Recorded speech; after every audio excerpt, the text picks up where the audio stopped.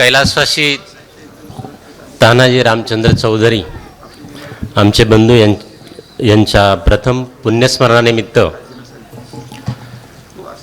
आदरणीय हरिभक्तपरायण नितीन महाराज गोडसे हे आपल्याच पंचक्रोशीतील असून कोतुळेश्वर वारकरी प्रशिक्षण संस्थेचे संस्थापक आहेत. त्यांनी अतिशय सुश्राव्य असं संगीत प्रवचन केलं. आमचे बंधू हरिभक्तपरायण चंद्रभान महाराज चौधरी आणि किसनराव चौधरी तसेच आमचे कोतुळ येथील स्नेही अनिल शेठ देशमुख यांनी सांगितलं की हरिभक्तपरायण नितीन महाराज देशमुख यांचं आपण संगीत प्रवचन या प्रसंगी ठेवूया. खरं तर अतिशय दुःखद असा हा प्रसंग आहे. 7 मार्च 2023 रोजी धुलिवंदनाचा दिवस बऱ्याच म्हणजे भारत देशात धुळवड म्हणून रंगमंचमी म्हणून देखील साजरा केला जातो. ती अर्धी अदक धुळवड उडालेली नव्हती. तोच हा आमच्या चौधरी कुटुंबियांच्यावर आलेला आघात. रंगाचा बेरंग झाला असं महाराजांनी मगाशी म्हटलं. आणि आपण कुरुक्षेत्रावर भगवंताने अर्जुनाला जी भगवद्गीता सांगितली आणि तिच्यावरची टीका म्हणून ज्ञानेश्वरांनी लिहिली. खरं तर अध्यात्मामध्ये माझा फारसा अभ्यास नाही, परंतु मायबाप सगळ्यांना आणि हरिभक्तपरायण आध्यात्मिक क्षेत्रात कार्यरत असणाऱ्यांना एक हात जोडून नम्र विनंती आहे. माझ्यासह आपण सगळे IT च्या युगात राहतो. IT म्हणजे इन्फॉर्मेशन टेक्नॉलॉजी ज्यांनी जग जवळ आणलं. त्या IT च्या युगात आम्ही सगळे ITत राहतो. सगळेच ITत राहतो.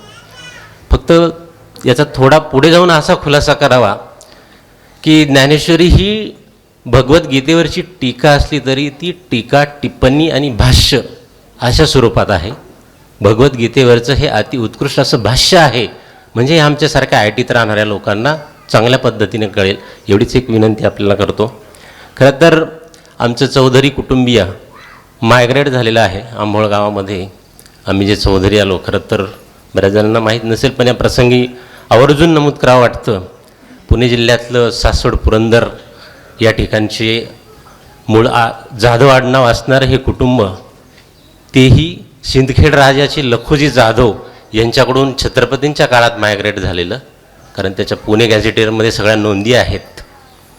त्यानंतर आमचे वडील नेहमी सांगायचे की आमच्या 5-6 पिढ्या इथे झाल्या म्हणून आम्ही इथे आमच्या शेतात एक भवानी देवीचं मंदिर बांधलेलं आहे. आणि एक अश्वारूढ शिल्प, कातळातलं अश्वारूढ शिल्प आमच्या पूर्वजांचं तिथे त्या मंदिरासमोर ठेवलेलं आहे.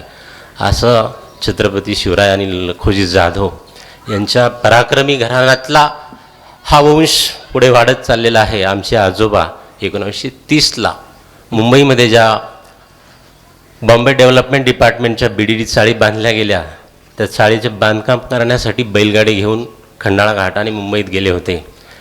ज्या बिल्डिंगचं बांधकामसाठी वाळू वाहण्याचं काम ज्यांनी केलंच, त्या बिल्डिंगमध्ये देखील आपली एखादी खोली असावी असा विचार करून त्या काळात आजोबांनी तिथे खोली घेतली. खरं तर आज 4थी पिढी मुंबईमध्ये आमची सर्वांची आहे. ही आमची अशी वारकरी घराण्यातली मंडळी, कष्टकरी मंडळी. त्यानंतर आमचे कैलासवासी गोविंद बाबाजी चौधरी, आमचे वडील कैलासवासी कारभारी पाटील चौधरी, आमचे चुलते कैलासवासी रामचंद्र दगडू चौधरी, आमचे हरहुन्नरी सगळ्यांना चैतन्य देणारे कैलासवासी बाप्पा चौधरी. ह्या मंडळींची या प्रसंगी आठवण आल्याशिवाय राहणार नाही. खरं तर त्यांनी त्यांचा संसार केला होता, आम्हाला घडवलं होतं. कुणाचे आईवडील जावेत असं कधी आपल्याला वाटत नाही, पण त्यांचा कार्यकाळ, त्यांचा कार्यभाग कमीत कमी उरकला होता असं म्हणायला हरकत नाही. म्हणणं चुकीचं ठरेल, परंतु हे बंधू ज्या वयात गेले, अत्यंत कष्टात आईवडील, आजोबा, आमचे मोठे बंधू असतील, या सगळ्यांची प्रेरणा घेऊन अत्यंत कष्टात स्वतः स्थिर स्थावर होताना मुलांचं शिक्षण, त्यांना मिळालेली नोकरी याचा आनंद कुठेतरी उपभोगायचे दिवस जवळ येत असताना अचानक गेल्या वर्षी आजची तिथी आणि ती तारीख 7 मार्च, त्या दिवशी हृदयविकारानं निधन झालं. आणि आमच्या सगळ्या चौधरी कुटुंबियावर हा अतिशय दुःखद असा प्रसंग ओढवला. खरं तर आमचे मोठे बंधू भागवतराव चौधरी अत्यंत हलाखीच्या परिस्थितीतून पोलीस दलात दाखल झाले. त्यानंतर पोलीस अधिकारी झाले. आमचे मोठे बंधू Shantaram Chaudhari sir BA BEd झाल्यानंतर मला वाटतं गावातले पहिले इंग्रजीचे अध्यापक म्हणून रुजू झाले असतील. आमचे दुसरे बंधू शिवाजीराव सायन हॉस्पिटलमधून फार्मासिस्ट पदावरून सेवानिवृत्त झाले. आमचे 2 नंबरचे बंधू किसनराव वडिलांचा वारसा पुढे हरिभक्त पारायणचा चालवत आहेत. 3 नंबरचे बंधू आमचे राजकीय क्षेत्रात अकोले तालुका राष्ट्रवादी काँग्रेसचे अध्यक्ष म्हणून कार्यरत आहेत. मी स्वतः आपल्या सर्वांना परिचित आहे. मंत्रालयाच्या वेगळ्या विभागात काम करून खरं तर कधी स्वप्नातही वाटलं नव्हतं. ज्या घरात जायला, ज्या गावात जायला रस्ता देखील नव्हता, तिथे एक 4 चाकी गाडी जाईल, 2 चाकी गाडी जाईल असं कधी स्वप्नातही वाटलं नव्हतं. कारण पायपीट करीत शाळा शिकलो. तसेच आमचे बंधू मधुकरराव मुंबईमध्ये व्यवसाय करत आहेत. त्यानंतर विलास शेती करतो. असं एक आमचे आईवडील चुलते यांनी घडवलेलं आमचं कुटुंब अतिशय चांगलं वातावरण निर्माण झालं. आणि अचानक काळाने हा घाला घातला.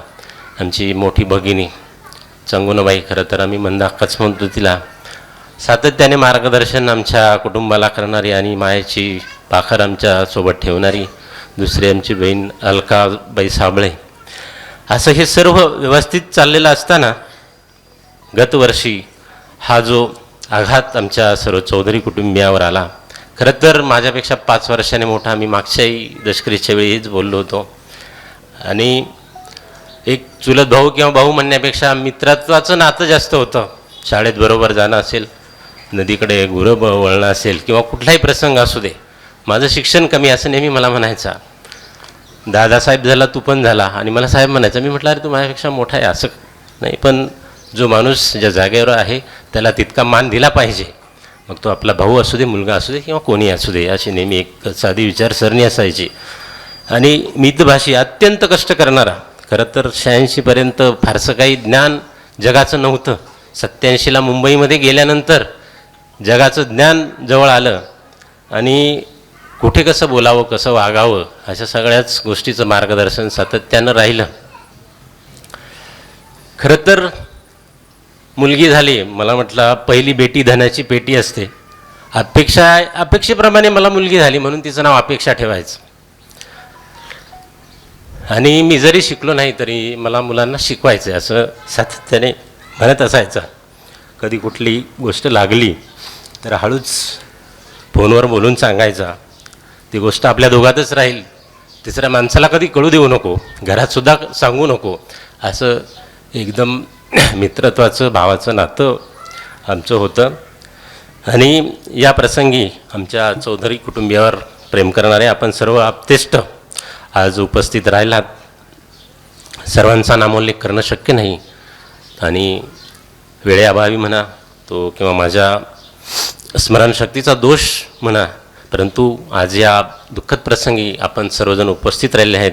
प्रामुख्याने आमचे दादांचे सहकारी भांडकोळी साहेब, तिकांडे साहेब, कृषी उत्पन्न बाजार समितीचे खजूर पाटील शेटेजी, साहेबराव देवकर, रमेश काका देशमुख, BR देशमुख साहेब, DR देशमुख, भाऊसाहेब तळेकर दादा, दत्तात्रय शेठ, हांडेकंचे शेठ, बबनराव जोळेकर, सुरेश मालुंजकर, रंगनाथ सोनवणे सर, त्याचबरोबर यशवंतराव आभाळे, प्राध्यापक विलासराव नवले, सीताराम पाटील देशमुख, RB लांडगे साहेब, रघुनाथ गणपत साबळे, संभाजी वागचोरे, भाऊसाहेब पुंजा वागचोरे, सुदाम वागचोरे, विठ्ठल शेठ वागचोरे, गोपीनाथजी ढगे, अनिल शेठ देशमुख, गंगाधरजी साबळे, भरतजी कोंढे, कारभारी साबळे, सुधीरजी सेजूळ, एकनाथजी साबळे, किरण फटांगरे, शांताराम साबळे सर, उत्तम साबळे सर, राजेंद्रजी भोर, सुभाष जाधव, बाळशीराम यादव, शिवाजी तळेकर, जयराम पावशे सर, प्रशांत आवारी, आप्पासाहेब काशीत, निवृत्ती झोळेकर, आमचे भाऊ आणि अगस्ती सहकारी साखर कारखान्याचे संचालक राजेंद्रजी डावरे,